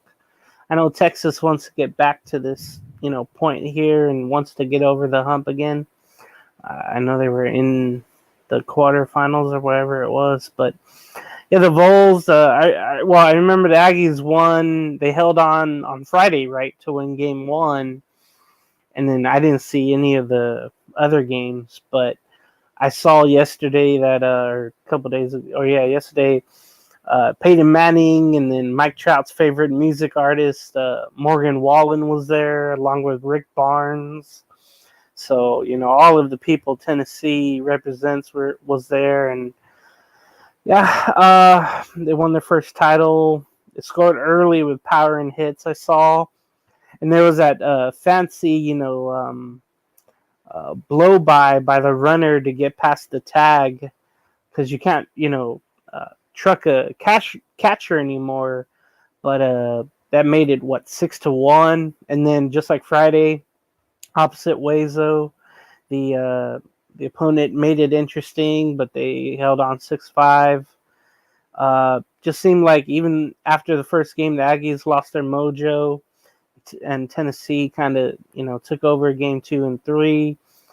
It was a really entertaining series, but a really entertaining World Series there in Omaha and all the regionals. It had a little drama into it. I always like the time of year with all this, and it just adds to it. The bad part is it went right with Game 7 did Game 3 of Yes, right NHL. alongside Game 7. Ouch. So you had to have a tablet, you had to have a phone and your regular television to make it happen. Or you go to a bar and you're listening to bar music, but you got your eyes focused on both TVs at the same time. That's probably what I would have done if I wasn't working. I'm just kind of sad I didn't get to see any of it, but I got to watch the highlights and the Vols finally get over the hump. I don't think they can win in any other sport they're in. I know they went far in the March Madness this last March, but they couldn't get it done. I know they're trying to do better in basketball, but finally they got over the hump in baseball. I know a lot of people were waiting for that. Yeah, the waiting game pays off for Tennessee, folks. They are the 2024 College World Series champs after beating Texas A&M in a thriller on Monday from Omaha, Nebraska. All right, James, time to go off the board, my friends. We wind down this episode of C2C at night. James, on Off the Board, we always pick one topic we like to talk about that was not discussed on the program. James, what is your off the board topic for this evening? And I'm happy I wrote this down, and I think you talked about it at the beginning of the show. But it kind of shocked me when the NBA draft is going to be. Sheesh. Tomorrow. It's about to be tomorrow. Both leagues that just crowned their champs practically start their new season Wednesday and Friday this week. It's like we had no time to soak anything in. I don't like this. I thought it was going to be a couple of weeks from now, and then you go into the summer league, but they want to get the summer league in right away. I think that's why they kind of moved it. I have three kind of things. Go for it. Where will Bronny James be drafted? Oh, geez. How many trades will happen in the first round? Because we keep hearing about, the Hawks have the first pick, but maybe they want to trade it to San Antonio. San Antonio might want to move. I've heard from Woj, Houston is in on Durant in a very weird 3 or 4 team trade involving them and Phoenix, and I believe I saw Brooklyn or even the Knicks, I think. Might be wrong on that.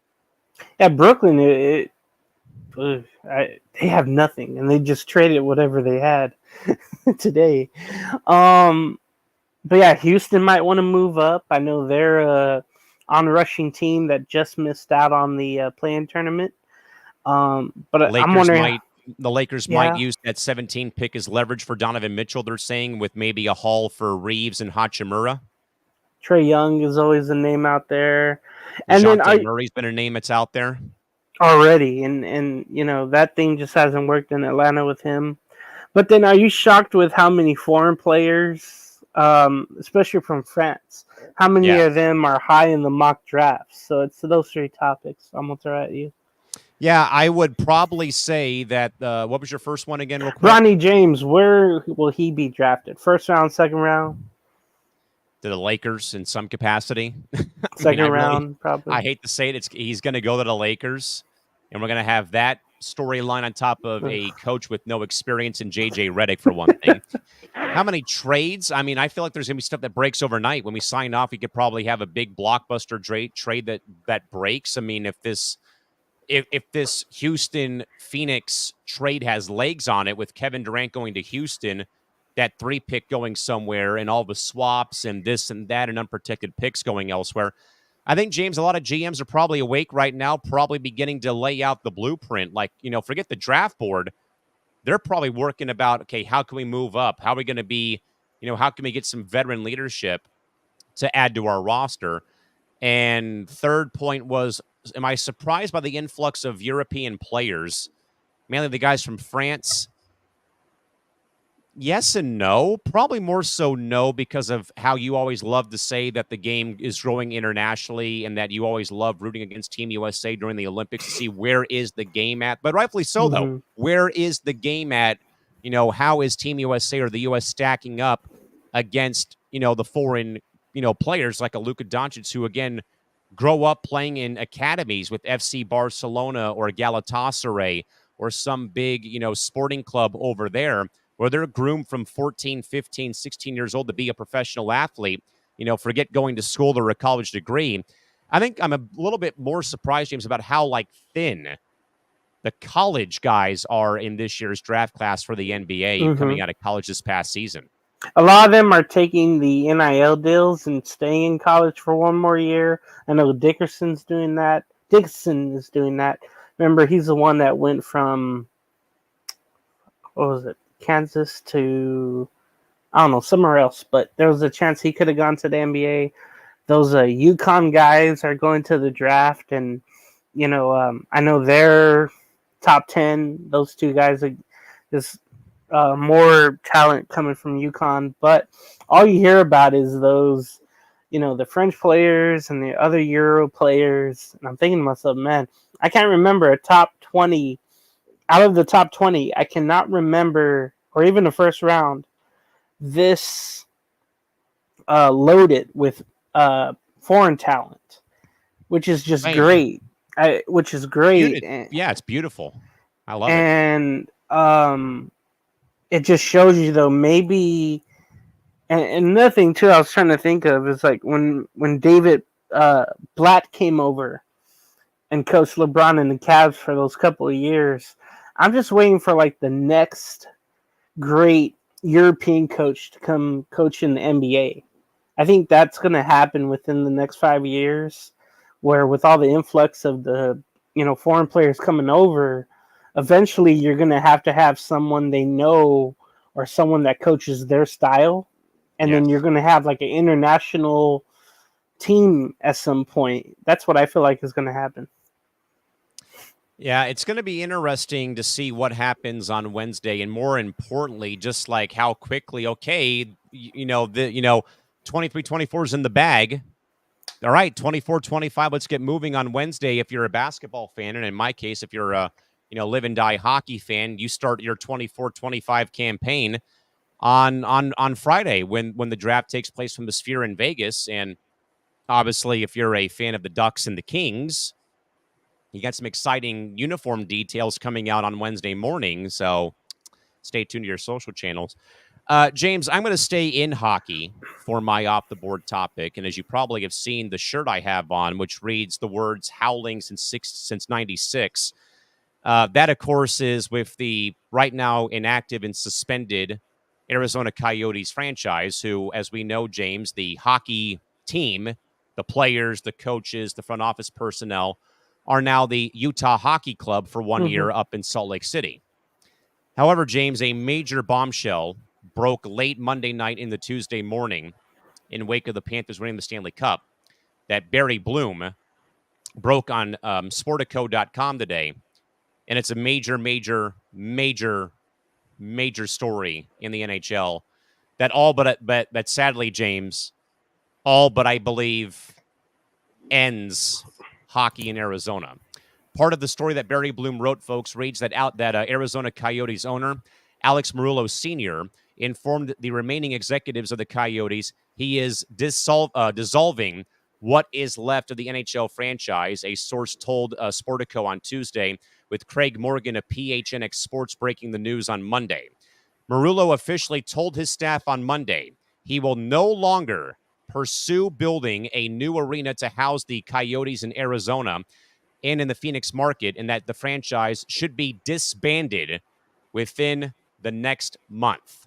He still, though, will retain the ownership of the AHL club in Tucson, the Roadrunners, who will now play their entire 36-game home schedule in Tucson this upcoming season. There have been some reports that they were going to play about 6 games at Mullet Arena in Tempe.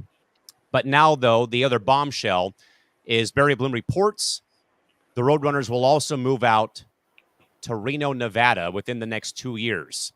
This decision came 3 days after the Arizona State Land Commission canceled the upcoming auction on Thursday of this week for a plot of land where Marullo planned to build a $3 billion arena, an entertainment district in anticipation of a reborn Coyote franchise in Phoenix.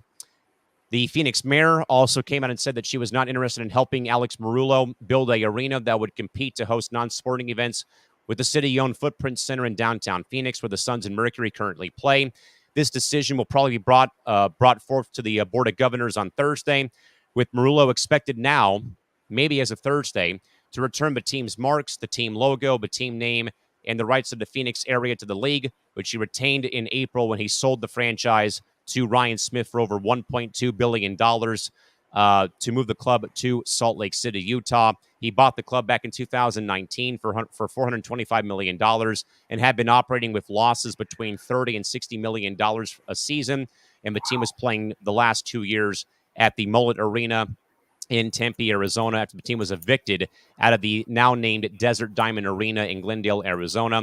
Marullo was paid $1 billion, way above the value for the club, but retained the rights to the expansion franchise. If he could get the arena built, that would be done within 5 years. In that event, he would have to pay back that $1 billion to the league and start the Coyotes from scratch. And certainly, James, the news is obviously not good, and it's sadly, man, I just think, though, it really does finally close a chapter for the sport in Arizona. And I know that Gary Bettman, and I give him a lot of credit for trying to make it work, though. And he still, I think, is holding on to that Arizona to Arizona. But I had to wear the shirt, James. Thankfully, the guys I know at Bring Hockey Back who made the shirt, the back of it has every county of the state of Arizona on the back. And what they have done at BHB, they sold the shirts, and all the proceeds have been donated to the Arizona Junior Coyotes and the Arizona Kachinas, which is the Coyotes, or was the Coyotes' boys and girls hockey programs. And James, you've heard me on here talk about how one of my dear friends, Austin Burke, who is a born and raised Phoenix native, he is a big name country star now in Nashville, and how Austin and I hit it off when we were in high school when he moved here from Phoenix in 2008. We both had played hockey at one point. We talked about Austin Matthews, the league-leading goal scorer this year for the Maple Leafs from Scottsdale, Arizona. Matthew Nice, one of his teammates, a Arizona native. Josh Doan, whose dad was a staple of that Coyote franchise for over 20 years and was the last guy to have his number retired by the franchise before they left town. He was also born in Arizona. And now I just think, though, James, that Alex Marullo officially saying, I tried, I'm done, I'm out, and him leaving the franchise behind now, just sadly, James, brings a lot of pain, as someone like yourself and myself, where we have seen our franchises in the NFL move around so many times from, we're the Oakland Raiders. No, we're the LA Raiders. No, we're going to be the Oakland Raiders again. No, we're going to go to Las Vegas now. And then, the Chargers going from San Diego after 50 plus years of loyalty to LA for greener pastures. And like I usually say as well, though, James, sadly, the Phoenix / Arizona Coyotes, man, they were never built to succeed. Don't believe that bum Lee Young who called them an iconic franchise either, whatever you do, folks. But I think, though, man, that the late news on Monday into today on Tuesday, hurts. It hurts our hockey community in markets like San Diego, Florida, of course, winning a title this past, literally a day ago. But it does, though, really, James, sting for those of us in non-hockey markets where the sport, has taken off so much recently.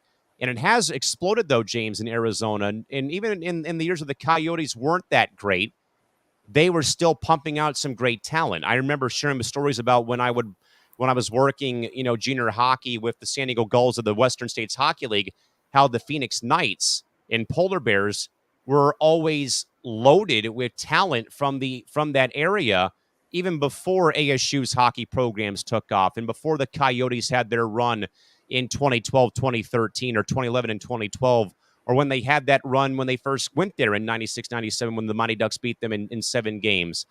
And certainly, James, the news is obviously a gut punch.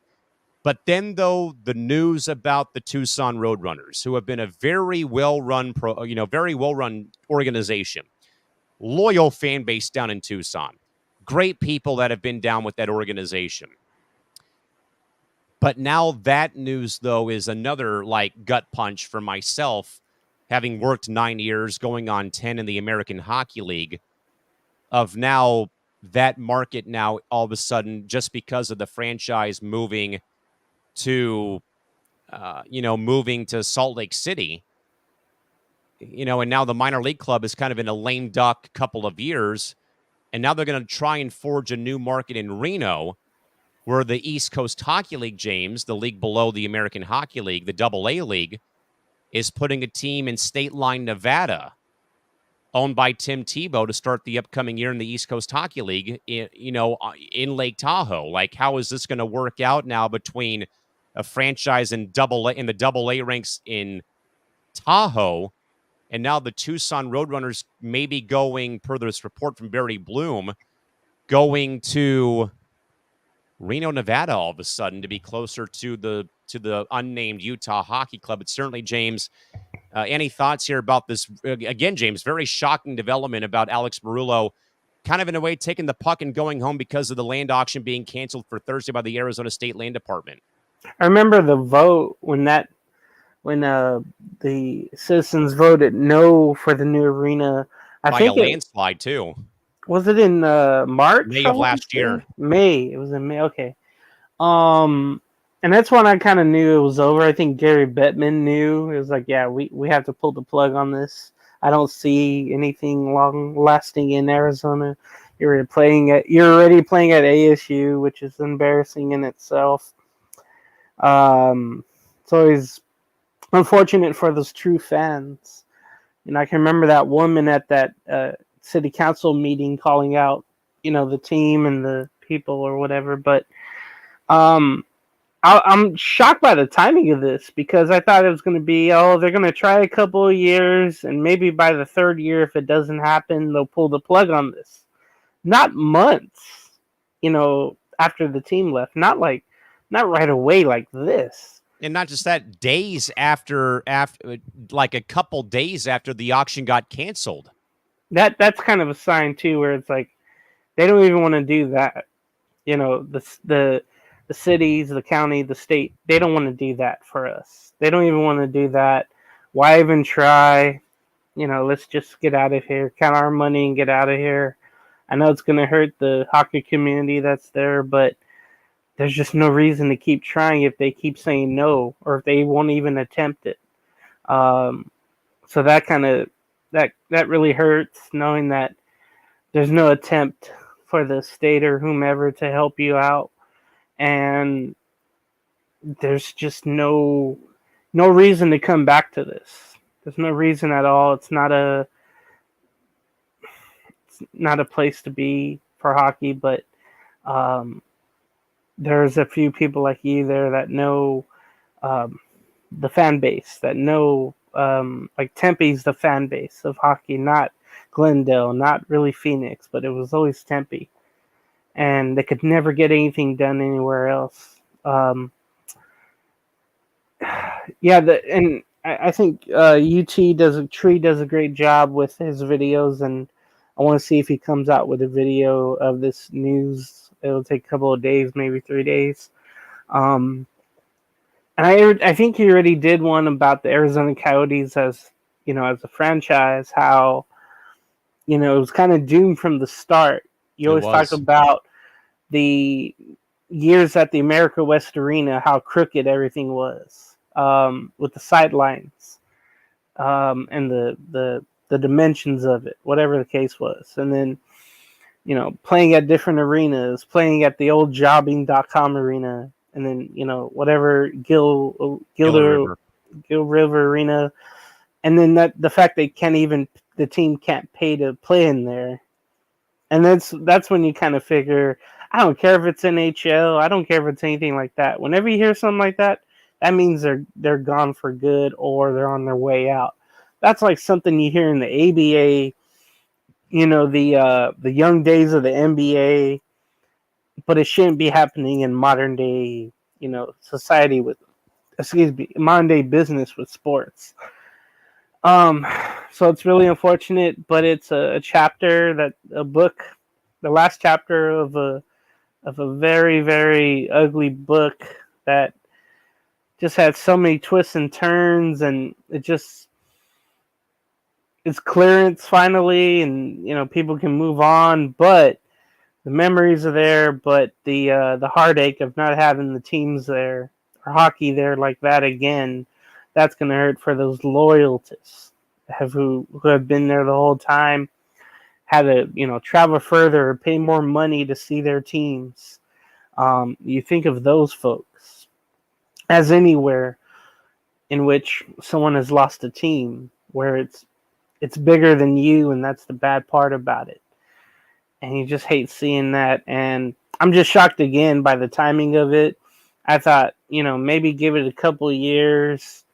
If nothing happens like I thought would happen, sadly, I'm always like a what do you call it? A pessimist, or a Debbie Downer, or I assume. And I just thought, man, the way that the Coyotes were going in Arizona, and just the way how they were playing at a college arena, little gym, I thought to myself, they're not even selling that out. There's just no market there for an NHL team. That's the bad part. And I just had that feeling all this time. And I'm even skeptical later on about the Utah team. I'm even skeptical about that, and we'll see what happens from there. But I'm just shocked by the timing of this. I knew it was going to happen all along, but not like this though. That's bad. Yeah, the timing of it is just so shocking. Literally the auction got canceled, I believe, on Friday, if not Thursday or Friday last week. Cup final is played on Monday evening. Then literally like late on Monday, I believe, Craig Morgan of PHNX Sports put out a story saying, or a tweet out about, Marullo is leaving the organization. The whatever is left of the front office has been told we have like 30 days.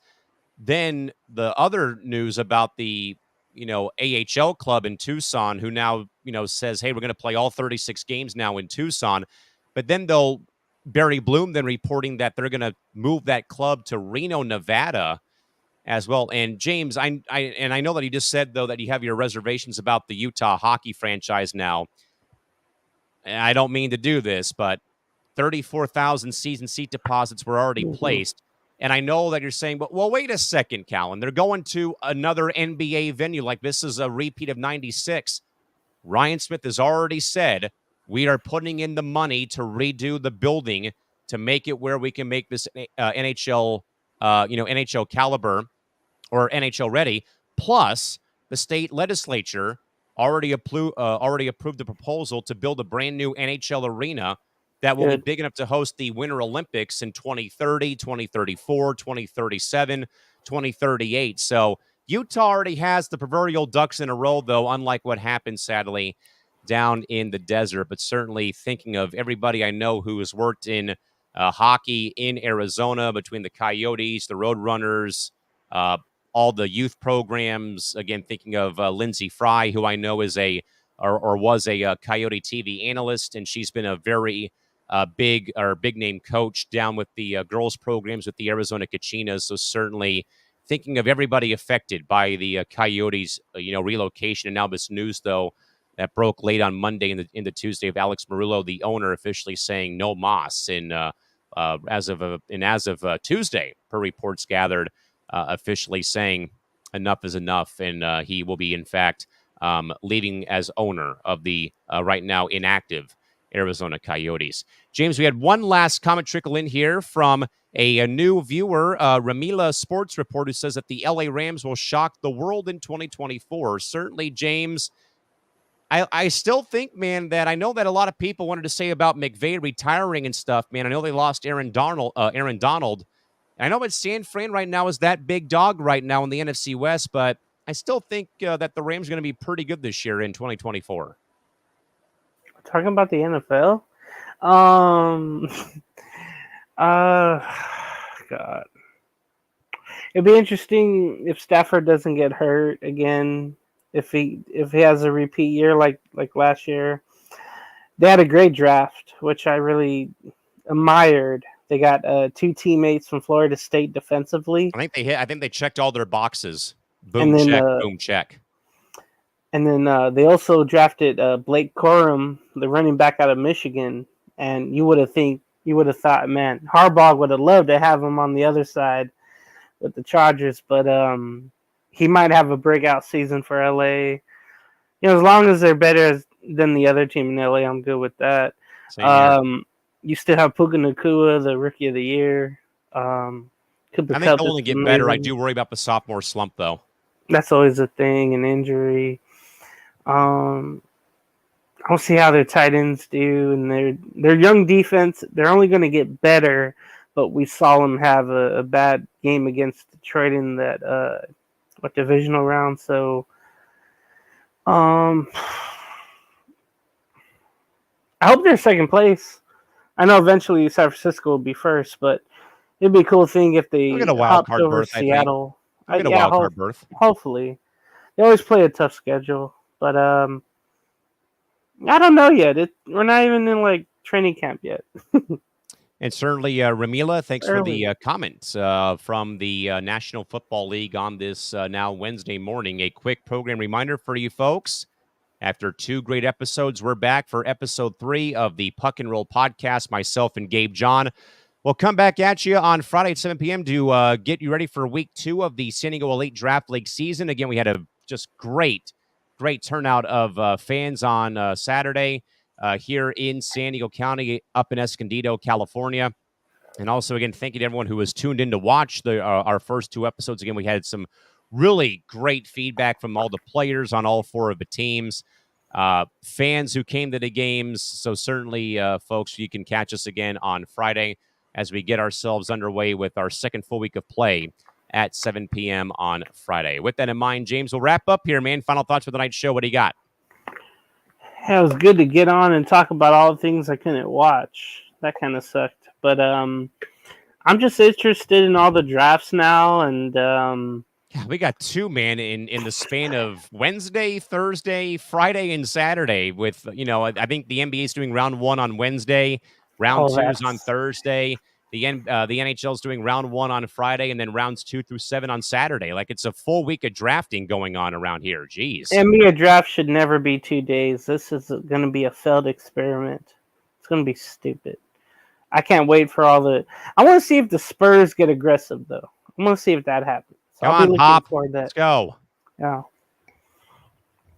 Yeah, I mean, we'll see what happens. But again, literally Wednesday, Thursday, Friday, Saturday, we have drafts in the NBA and the NHL. So we already crowned the champs. Now we get ready for 2024, 2025. Not even like a week or a couple of days after the seasons do conclude. A major thanks to the Ramila Sports Report on YouTube and our good man, Jack Braun. My final thoughts, folks. Again, thanks for hanging out with us here on this Tuesday now into Wednesday morning here on C2C at night here on the Coast to Coast Entertainment Network. Again, we also want to thank you folks as well. As we said about Puck and Roll, we have gained about 8 to 10 subscribers since we have launched Puck and Roll here on C2C, and our numbers have been going up and through the roof so far. So thank you all for your support of that podcast and of the San Diego Elite Draft League. Again, it's a brand new men's roller hockey league in San Diego. We'll have our 3rd episode, as we mentioned, coming your way on Friday with myself and Gabe John at 7 p.m. With that in mind, folks, for James Gonzales, yours truly, Cal McClurg, saying good night, now good morning from here in Southern California. We'll see you folks back here again next Tuesday for our next episode of C2C at night back here on the Coast to Coast Entertainment Network, folks. Till next week, have a good night or a good day. Bye-bye.